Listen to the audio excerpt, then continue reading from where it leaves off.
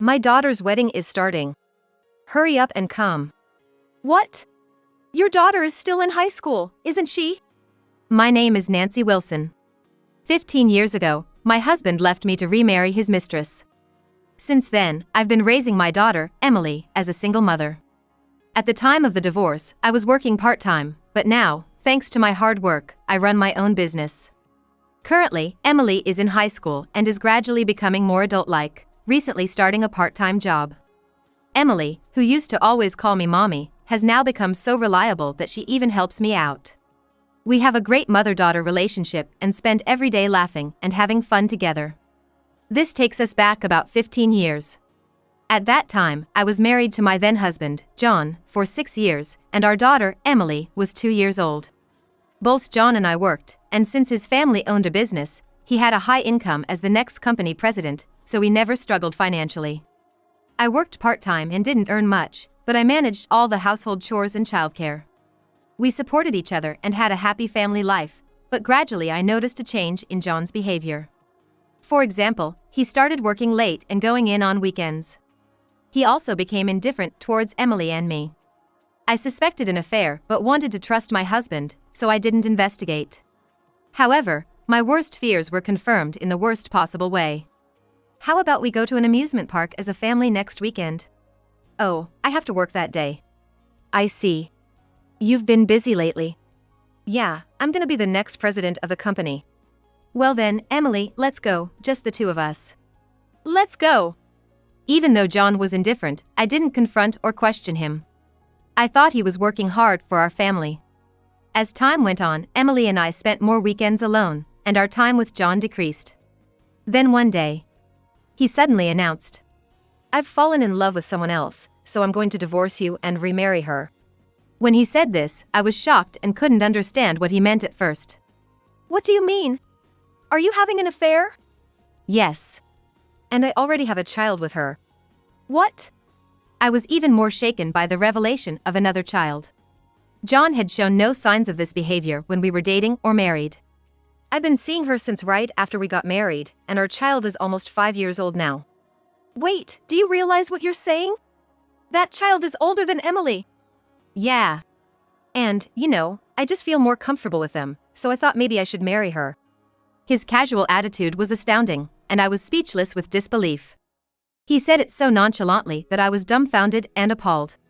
Gradually, I began to grasp the weight of his words, and my body started to tremble. Seeing me downcast, he must have thought I was worried about money, and then he added even more thoughtless words.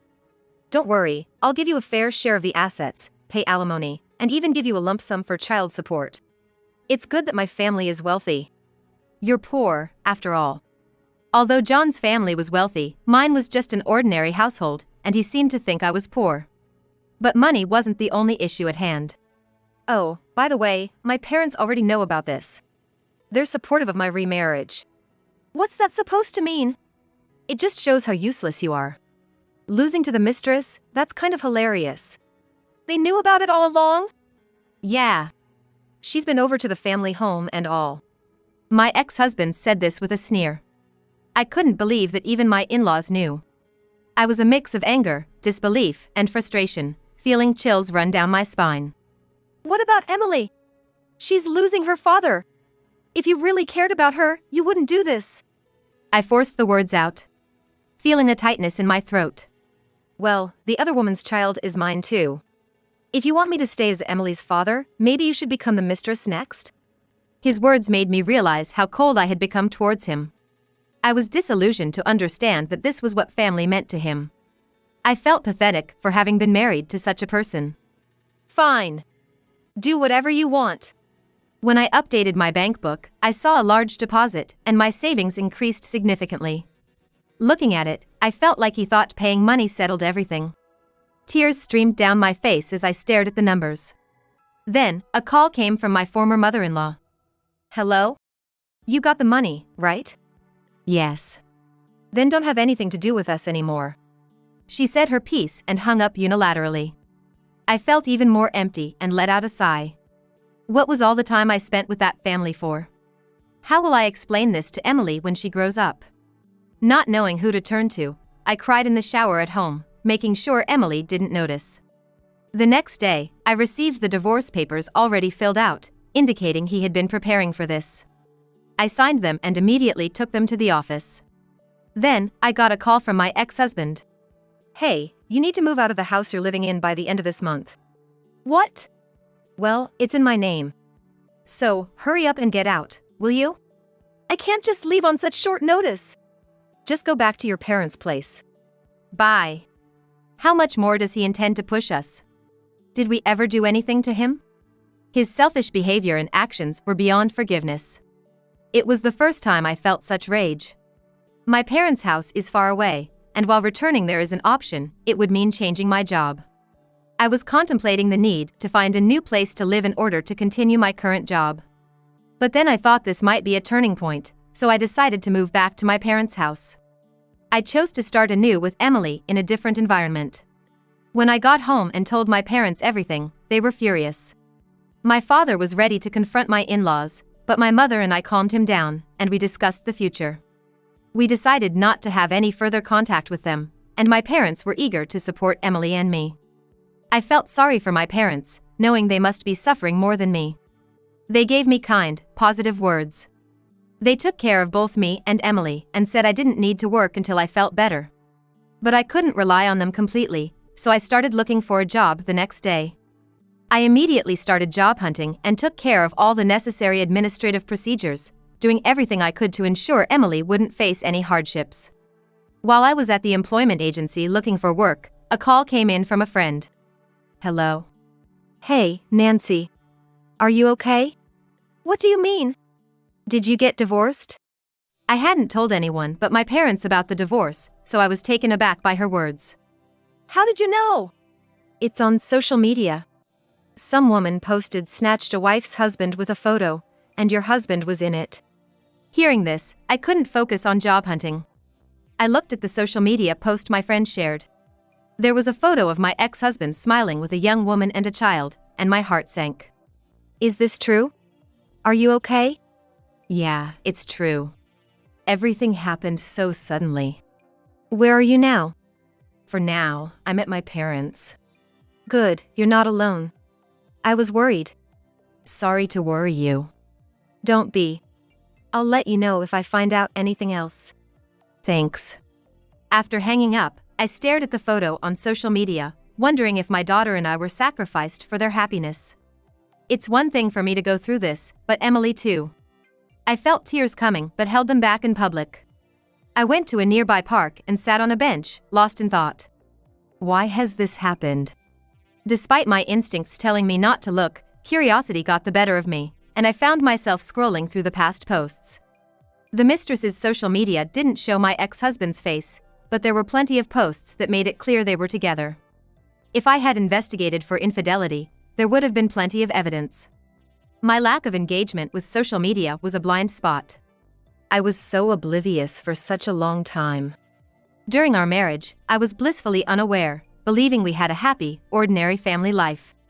I thought my ex-husband adored Emily, but recalling the conversation when he announced the divorce, I realized it wasn't true. The one who suffers the most is Emily. I shouldn't be so down. Before I knew it, I had spent 2 hours in the park, lost in thought. I decided to head home. When I got home, my parents had prepared dinner, but I had no appetite and told them I wasn't feeling well before returning to my room. Will time heal the pain of this situation? As I lay in bed, Emily came into my room. Mommy, are you going to sleep? Seeing her face brought tears to my eyes, and I hugged her tightly. Then Emily patted my head, saying, It's okay, Mommy. Her innocent gesture gave me strength, and I felt a bit more positive. Emily, Mommy will make sure you're happy. Yeah. She probably didn't understand what I meant, but with Emily, I felt like we could overcome anything. That was the day I started to feel hope again. Fast forward 15 years. Now, my income has increased, and I've managed to build a small single-story house. Emily has grown into a reliable high school student who even helps me out. Our mother-daughter relationship is strong, almost like friends, spending time together. One day, I received a call from an unknown number. Due to my work, I often get calls from clients, so without any suspicion, I answered. A familiar voice was on the other end. Hello? Hey, long time no see. I instantly recognized the voice as my ex-husband's and immediately regretted picking up the phone. Do you need something? Do I need something? That's pretty cold. Still poor, are you? If there's nothing else, I'm hanging up. Wait. I'm offering to get back together with you. What? I was stunned by his incomprehensible statement. It was clear he hadn't grown at all in these 15 years.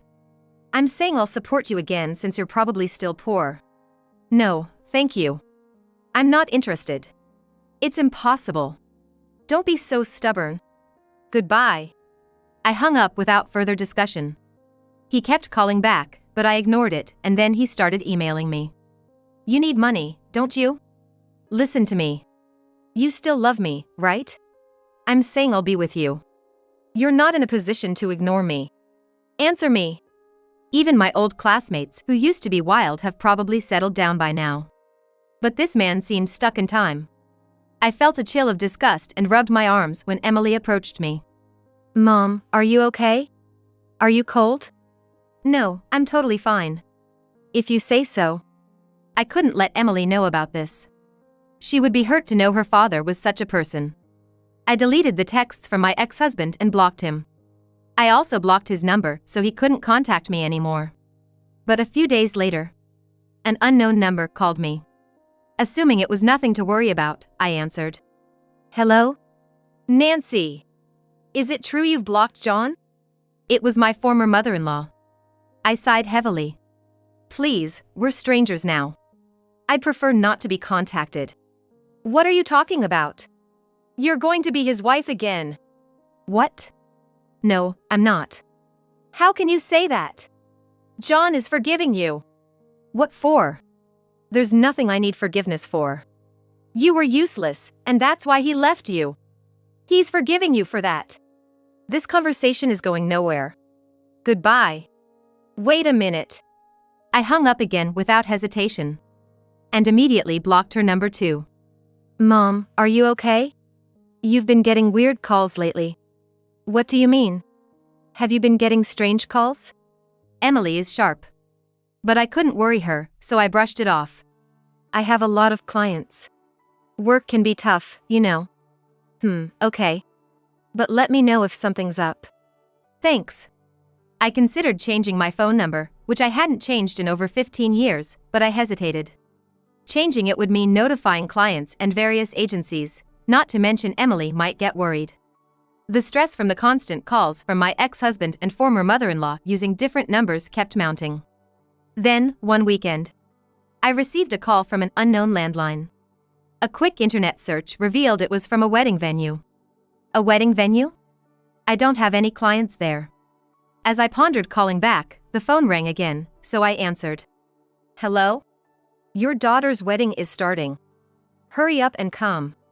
I recognized the voice as my ex-husband's, but couldn't understand what he meant. Seriously, you're useless.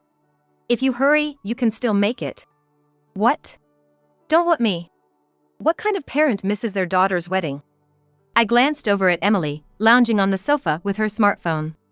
Thinking it was a serious case of a wrong number, I told him so. I think you have the wrong number. Don't play dumb.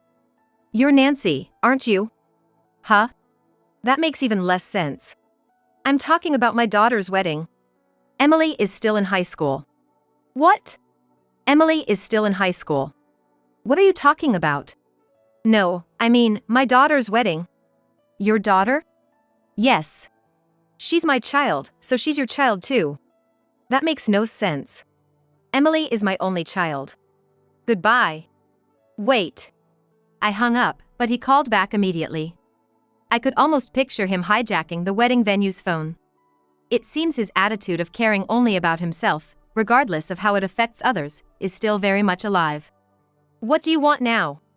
Stop bothering me. Don't hang up. Just come to White Garden Chapel. Why would I, a stranger, go there? Don't you have a wife? Yeah, but she left. She's not coming to our daughter's wedding. It's embarrassing not to have a mother at the wedding, so you do it. His words connected the dots.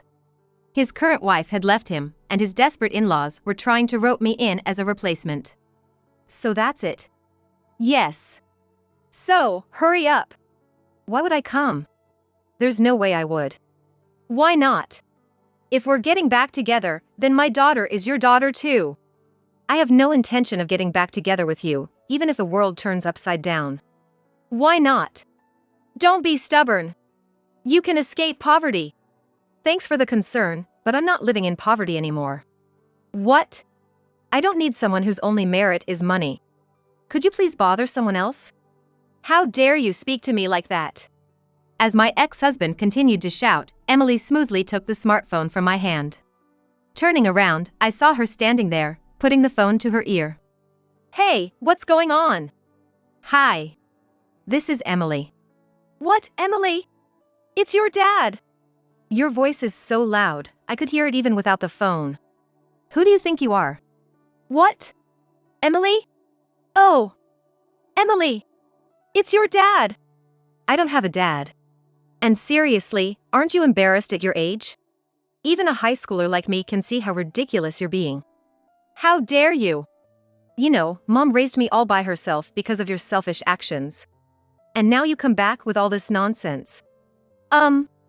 Emily. Oh, sorry. Got a bit carried away with my lively friends. Hey, how about I come to the wedding with them? We'll liven things up. Damn it, no. I want your mother to come. Well, she said no, right? Seriously, I never want to grow up to be like you. I'll just spread the word on social media. Damn it. Put your mom back on. So persistent. By the way, where is this wedding venue? Hello? Oh, the call ended. Emily's strong response seemed to have ended the call from my ex-husband. Emily, watch your language, okay? Sorry. But I only talk like that when I'm really angry. You're not seriously considering going to that wedding, right? No way. I'm not that free. Emily, you knew about your father. Yeah, I overheard Grandma and Mom talking about it once. I'm sorry. Why apologize? You did nothing wrong divorcing him. I'm happy with just you, Grandma, and Grandpa. Emily. If he were still my dad, I'd probably be a mess. Maybe so. Mom, you have always tried to avoid causing me any trouble, right? You've been careful not to worry me, and I know that. It makes me happy, but I want to worry about you too, Mom. I want to help you. Don't make me cry. I'm good at arguing. If he bothers us again, I'll chase him away. I realized how much Emily had grown without me knowing. I used to feel guilty and was prepared for her to blame me about her father one day. But she grew up so strong and kind. My choices weren't wrong, and that thought comforted me. That day, thanks to Emily, no more calls came, and we had no idea what happened at the wedding, nor did we care. We cooked together and spent the day joyfully as usual. A few days later, my ex-husband, unable to contact me, called my parents home, and my mother called me. Hey, you're not planning on getting back together with John, right? Of course not. That's a relief. John just called our house. He did? To our home? Yes. He was talking about getting back together with you. Really? Did he say anything else? Your father took the phone and shouted at him, and then the call ended abruptly. After ending the call with my mother, I contemplated what to do next. John had now started to trouble my parents' home. I thought he wouldn't bother me further since he didn't know my current address, but my parents' house was different. John knew where it was, and ignoring him might lead him to show up there. Reluctantly, I decided to contact him to resolve this once and for all. Hello.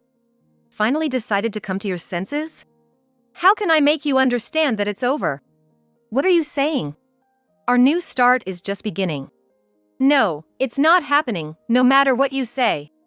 And stop contacting my parents' home. I realized I had to firmly sever this harmful connection since he refused to give up and kept involving others.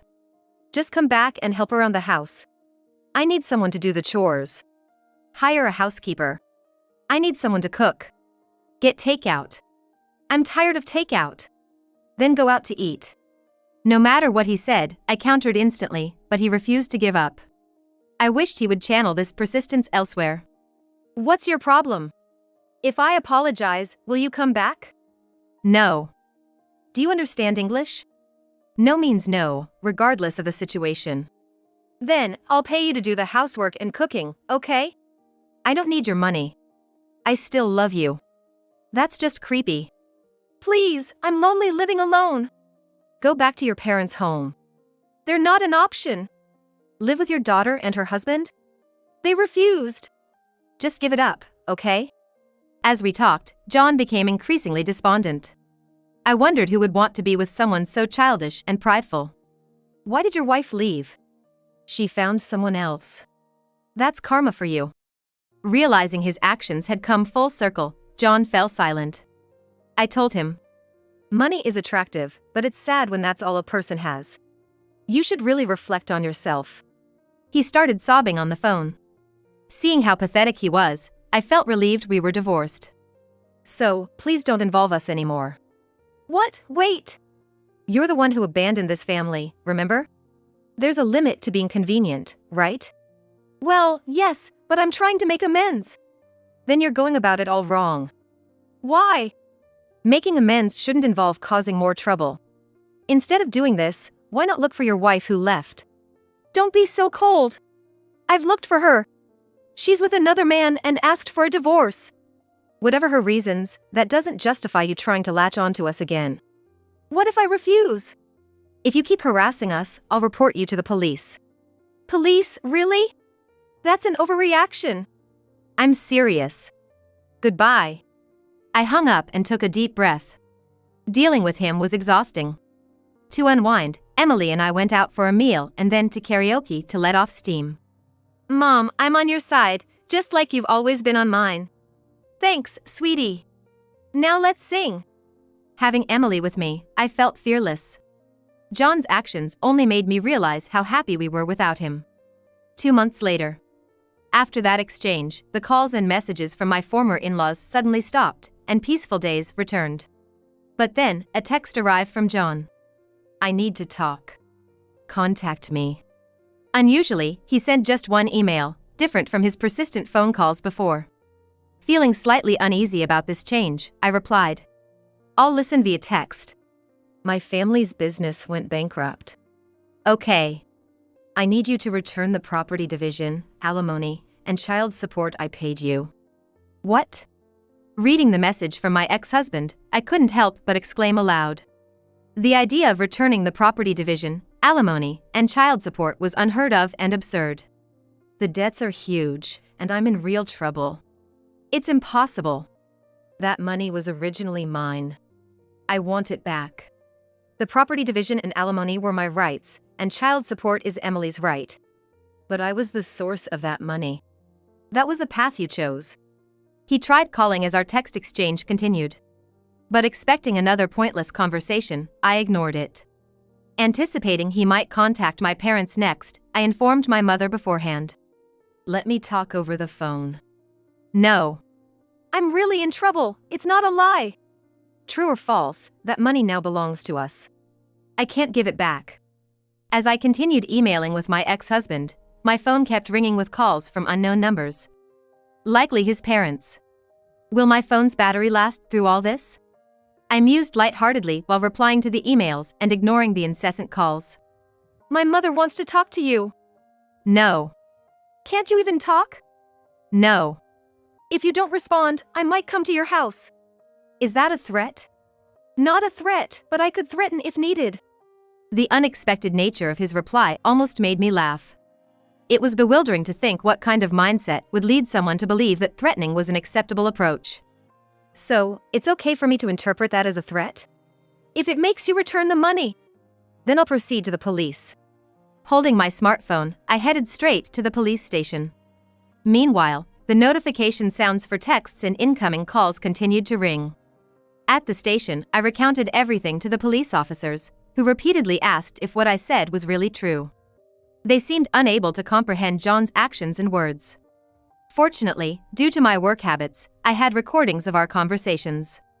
Playing these for the officers left them dumbfounded. They sympathized, saying it must have been really tough, and agreed to issue a warning to John. After that, there were no more contacts from John, and I finally felt a sense of closure. But about a month later, Emily approached me, saying she needed to talk. We sat down in the living room, and she showed me her smartphone. Look at this. I saw that John had contacted her on her social media. Why didn't you tell me sooner?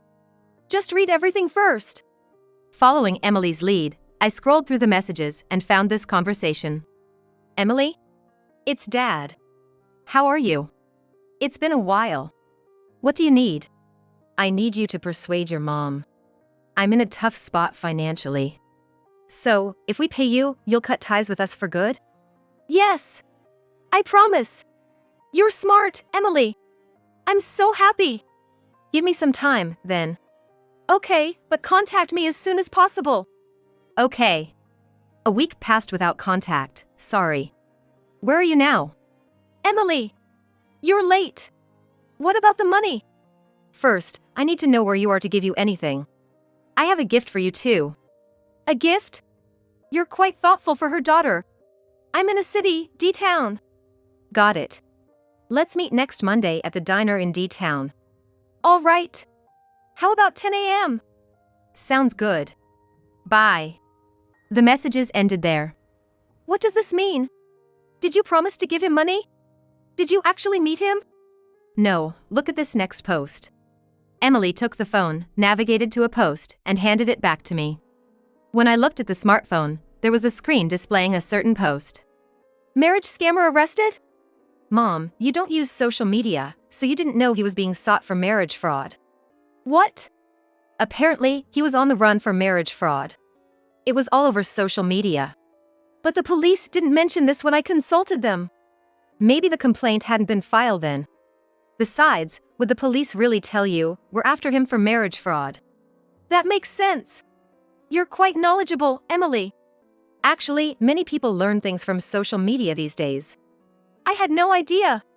Anyway, after setting the meeting place, I contacted the police and the person who posted about him. It seems they caught him. You contributed to the investigation, Emily. Am I amazing or what? You are. Never underestimate a high school girl. But now, we're finally free of him, Mom. Yes. It ended up being a burden on you, but thanks to you, it's resolved. Thank you. No problem. Following John's arrest, there were no more contacts from him or his parents. Soon, we discovered that his parents had filed for bankruptcy. Emily and I discussed it and decided to change our phone numbers as a precaution. Although it was a bit of a hassle to notify everyone of the change, it felt refreshing to make such a clean break. This experience brought Emily and me even closer, leading to more open and frequent conversations. I used to think of her as just a child, but looking back, she has always been the one helping me. It wasn't just me raising Emily, in many ways, she was raising me too. We've planned a trip next month with my parents, a family vacation that both Emily and I are eagerly anticipating.